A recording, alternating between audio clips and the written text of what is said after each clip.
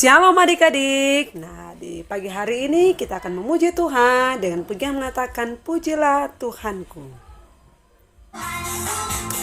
Selama-lamanya pujilah Tuhanku, Dia baik buat saya. Pujilah Tuhanku selama-lamanya.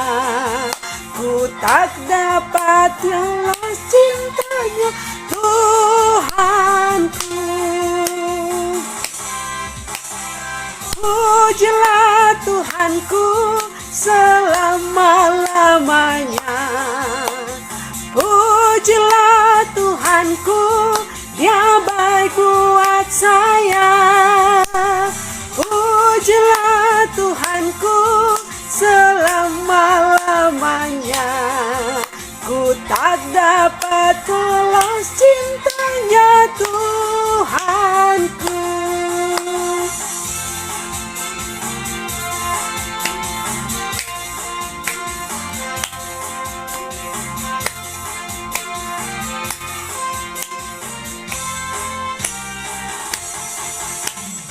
Pujilah Tuhanku selama-lamanya. Pujilah Tuhanku, Dia baik buat saya.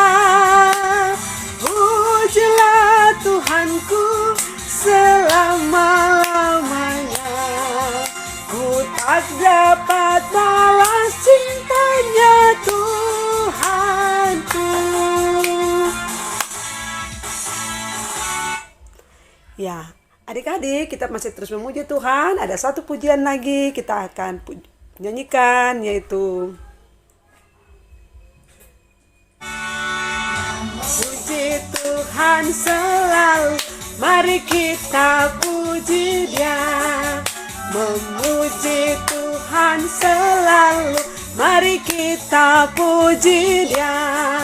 Puji, puji, mari kita puji Dia.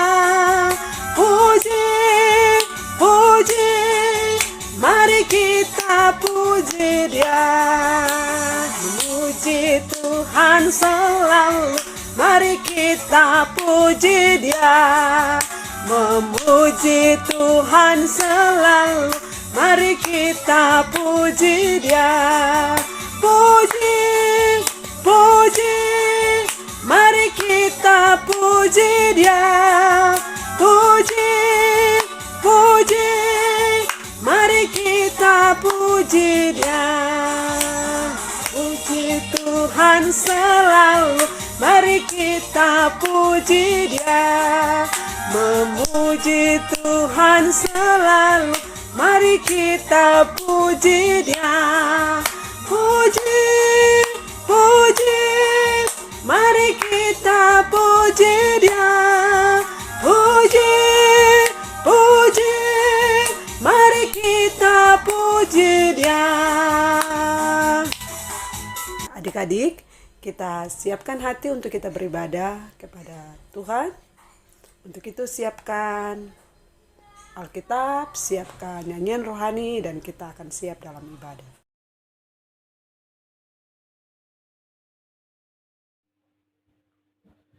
Shalom anak-anak sekolah minggu yang Tuhan Yesus berkati. Kita akan masuk dalam ibadah kita pada pagi hari ini. Kita masuk dalam liturgi kita bernyanyi dari nyanyian rohani nomor 55. Nyanyian rohani nomor 55, hatiku beriman mendang kesiksaan di Golgota, dan kata-kata seterusnya. Hatiku beriman mandang kesiksaan di Golgota. Dengarlah Tuhanku, doa sembahyangku, kepada sayang-Mu ku menyerah, ku menyerah. Kita akan habiskan ibadah kita pada pagi hari ini. Kita bersatu dalam doa, kita berdoa. Allah Bapa kami yang bertahta di dalam kerajaan sorga, pujian, syukur, hormat, kemuliaan bagi-Mu Tuhan. atas kebaikan Tuhan yang selalu Tuhan nyatakan di dalam setiap kehidupan kami hingga pada pagi hari ini Tuhan. Kami masih ada untuk mengikuti peribadatan kami Tuhan, walaupun kami ada di rumah kami pribadi lepas pribadi. Tetapi Tuhan tidak mengurangi sukacita kami Tuhan, untuk memuji dan mengucap syukur kepadamu Tuhan. Terima kasih Bapa, terima kasih Yesus, berkati kami semua, jaga hati dan pikiran kami, pagari kami dengan kuasa Roh Kudus, sehingga Tuhan, biarlah kemuliaan-Mu Tuhan, dan puji-pujian kepadamu yang ada dalam hati dan pikiran kami Tuhan. Inilah Tuhan peribadatan kami Tuhan, kami tabiskan hanya di dalam nama anak-Mu Tuhan Yesus Kristus, Juru Selamat kami yang hidup. Haleluya. Amin. Kita akan bermazmur pada pagi hari ini, yang kakak ambil dari Mazmur 145. Mazmur pasalnya yang ke-145 ayat 8 sampai ayatnya yang ke-9. Mazmur 145 ayat 8 sampai ayatnya yang ke-9. Kita akan membaca secara bersama-sama setelah kakak membacakan perikop pembacaan. Mazmur 145 ayatnya yang ke-8 sampai ke-9 di bawah perikop puji-pujian karena kemurahan Tuhan 3 ya. Tuhan itu pengasih dan penyayang, panjang sabar dan besar kasih setianya. Tuhan itu baik kepada semua orang dan penuh rahmat terhadap segala yang dijadikannya.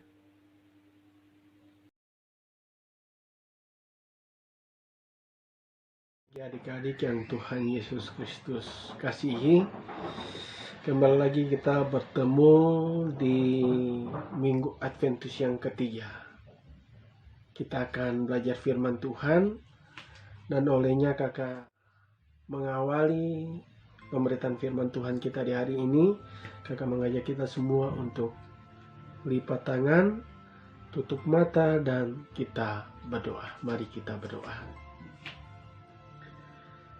Kami bersyukur kepadamu ya Tuhan dan Allah kami, karena Engkau sungguh baik dalam hidup dan kehidupan kami, teristimewa buat kehidupan adik-adik terkasih kami yang ada di rumah mereka masing-masing. Dalam kesempatan ini Tuhan, kami hendak belajar sebagian daripada isi berita firman Tuhan.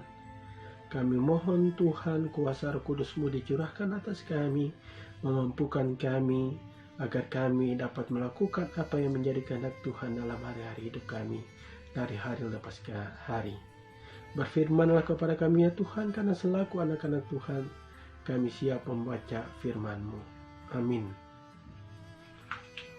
Firman Tuhan kita di pagi hari ini terambil dari kitab Lukas pasalnya yang ke-22, ayatnya yang ke-47 dan berakhir pada ayatnya yang ke-53.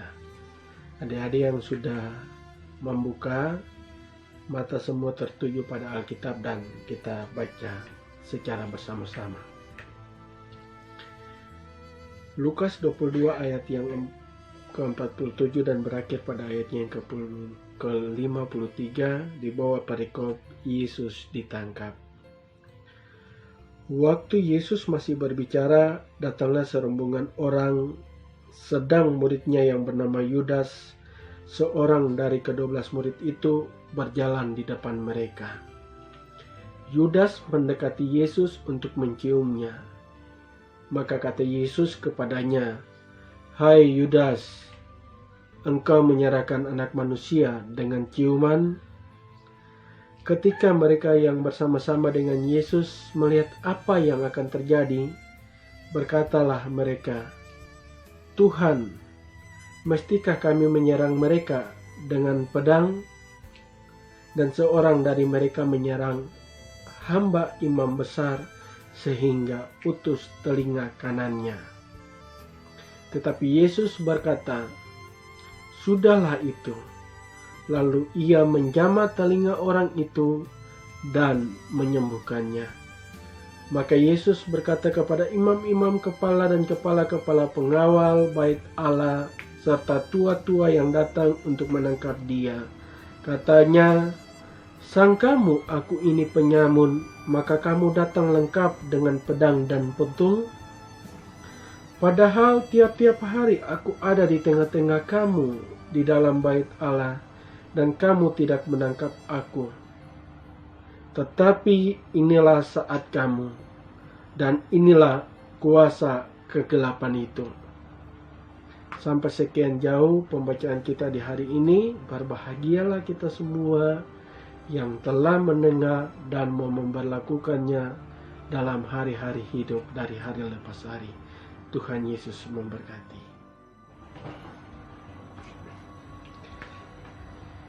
Iya, adik-adik yang diberkati Tuhan Yesus Kristus, kita kembali melihat pembacaan firman Tuhan kita di hari ini mengenai peristiwa Yesus ditangkap.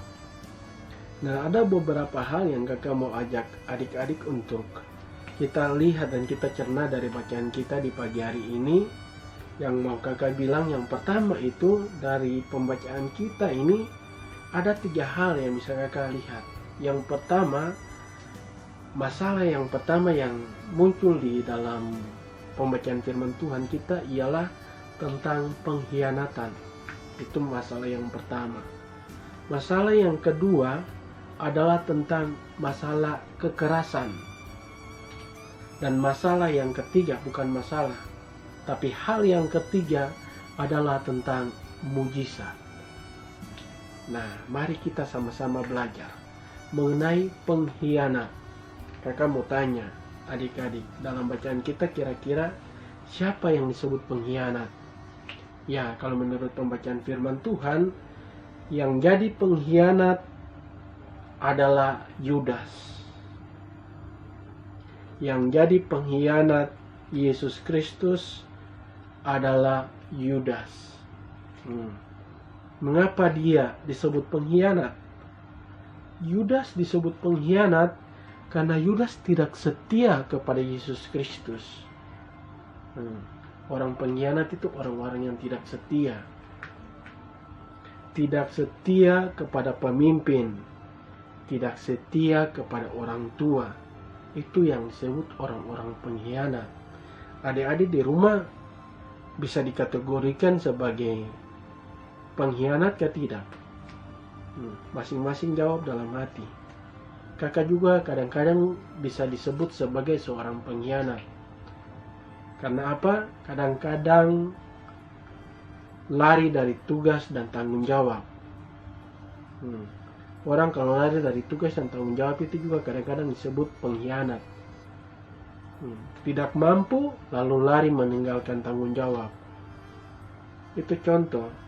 Demikian juga kalau adik-adik di rumah bisa disebut sebagai pengkhianat ketika disuruh orang tua, kemudian tanggung jawab yang orang tua sudah kasih, yang sudah orang tua suruh buat adik-adik itu tidak adik-adik lakukan. Nah, itu sama-samanya dengan yang disebut pengkhianat. Berarti adik-adik juga Yudas ini. Iya toh? Nah, kakak tidak sebut, tapi itu berpulang kepada pengalaman hidup adik-adik masing-masing. Pembacaan firman Tuhan kita hari ini mengatakan bahwa Yudas adalah pengkhianat, yang mana Yudas menjual Tuhan Yesus hanya dengan uang 30 keping perak. 30 keping perak itu banyak atau tidak? Uang sedikit baru jual orang yang lebih besar daripada dia lagi. Kecewa sekali. Harga yang mahal tapi jual dengan harga yang murah. Padahal Yesus itu harga lebih mahal. Tidak ada uang yang mampu membayar Yesus Kristus. Tetapi kasihan, Yudas menjual Yesus Kristus hanya dengan uang 30 keping perak. Mudah-mudahan adik-adik dengan kakak, bahkan semua orang yang menjadi pengikut Yesus Kristus tidak menjual Yesus. Lihat toh, tidak menjual Yesus itu bukan hanya jual dengan uang, tetapi dalam sikap dan tingkah laku dari hari lepas hari itu juga disebut. Jika adik-adik tidak mewujudkan apa yang menjadi perintah dan kehendak Tuhan, sama halnya dengan kita menjual Yesus Kristus dalam keseharian hidup kita. Iya toh? Nah, jangan sama seperti Yudas. Hal yang kedua, ada kekerasan yang terjadi dalam pembacaan firman Tuhan kita di hari ini. Kekerasannya apa adik-adik? Ya, seorang hamba dari imam besar yang namanya Malkus, telinganya dipotong. Ya, kasihannya. Ini akibat salah seorang pengikut Yesus Kristus tidak menerima pengkhianatan yang dilakukan oleh Yudas, bahkan penangkapan yang dilakukan kepada Yesus Kristus. Ini kan tidak adil. Yesus tidak bikin apa-apa, tapi Yesus ditangkap. Mungkinkah Yesus bikin hal-hal yang besar, membunuh? Tidak ada tuh. Yesus mencuri? Tidak juga adik-adik. Tapi kasihan, tanpa tuduhan yang berat, Yesus dikhianati hingga Yesus dijual, dan pada akhirnya Yesus ditangkap. Kembali ke telinga yang tadi putus. Adik-adik, Malkus dia pun telinga kembali seperti semula ke tidak? Ya, Malkus punya telinga kembali seperti semula karena mujizat yang telah dilakukan oleh Yesus Kristus. Nah, meskipun Yesus dituduh dengan tudingan yang salah-salah, ditangkap dengan hal yang tidak ada punya dasar hukumnya, namun Yesus masih tetap menunjukkan kasih-Nya. Nah, Yesus menunjukkan kasih-Nya dengan melakukan mujizat penyembuhan terhadap telinga Malkus yang tadinya sudah dipotong oleh salah satu pengikutnya. Sembuh, Malkus sembuh, dan Yesus ditangkap. Intisari dari pembacaan kita di hari ini kira-kira apa, adik-adik? Satu hal yang kakak mau bilang. Seandainya kalau Yesus tidak menjalani peristiwa ini, berarti sampai sekarang mungkin adik dengan kakak, keturang semua ini punya dosa belum terampuni. Yesus ditangkap karena Yesus hendak menjalani peristiwa penebusan dosa. Makanya sampai saat ini kita ada di dalam minggu kesengsaraan yang ketiga. Iya toh? Minggu kesengsaraan yang ketujuh. Terus kita masuk di Jumat Agung di mana Yesus mati di atas tiang kayu salib untuk adik-adik dengan kakak punya dosa. Intisari dari bacaan firman Tuhan di hari ini mengajak kita supaya jangan kita menjual Yesus Kristus. Jangan kita berkhianat terhadap Yesus Kristus. Tetap pegang teguh Yesus Kristus, bersandar kepada Yesus Kristus. Satu hal yang kakak mau bilang bahwa sekalipun Yudas adalah murid Yesus Kristus, dia saja bisa berkhianat kepada Yesus Kristus. Orang yang jatuh bangun, makan minum kesehariannya sama-sama dengan Yesus saja, yang melihat Yesus secara langsung saja bisa berkhianat. Apalagi adik-adik dengan kakak. Iya toh? Katong tidak melihat Yesus, tetapi harus punya iman. Meskipun tidak melihat Yesus, tetapi kakak mengharapkan supaya adik-adik tetap setia kepada Yesus Kristus. Jangan menjadi sama seperti Yudas. Iya ya? Semoga Tuhan Yesus memberkati kita di hari ini. Amin.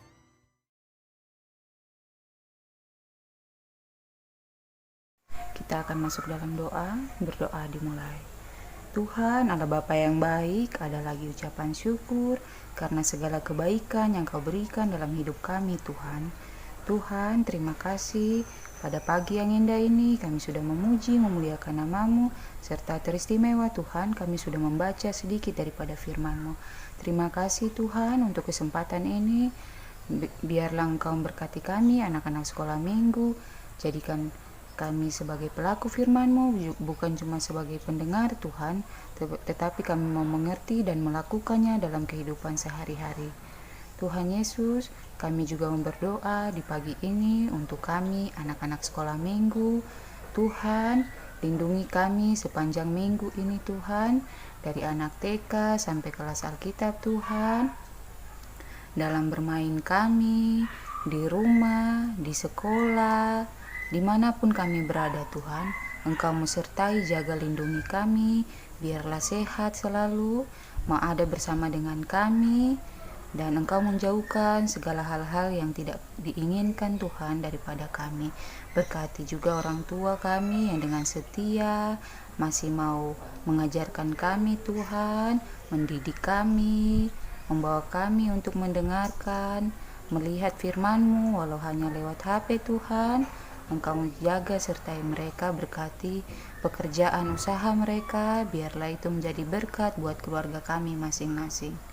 Tuhan berkati juga teman-teman kami di sepanjang minggu ini yang berulang tahun.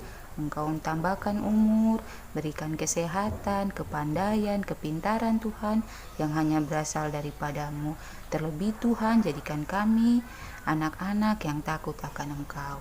Tuhan berkati juga guru-guru sekolah minggu, berilah semangat, berilah hati untuk melayani selalu, yang semua yang kami kerjakan hanya untuk memuliakan nama-Mu saja Tuhan. Tuhan, ini doa permohonan kami.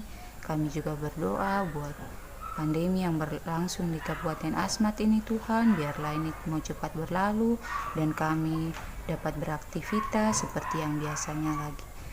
Tuhan, ini doa kami, kiranya Engkau dengarkan dan ampuni salah dosa kami sehingga tidak menghalangi berkat yang Engkau mau curahkan kepada kami. Kiranya kasih Allah Bapa dan Yesus Kristus dengan penyertaan Roh Kudus mau ada bersama-sama dengan kami sekarang sampai selama-lamanya. Amin.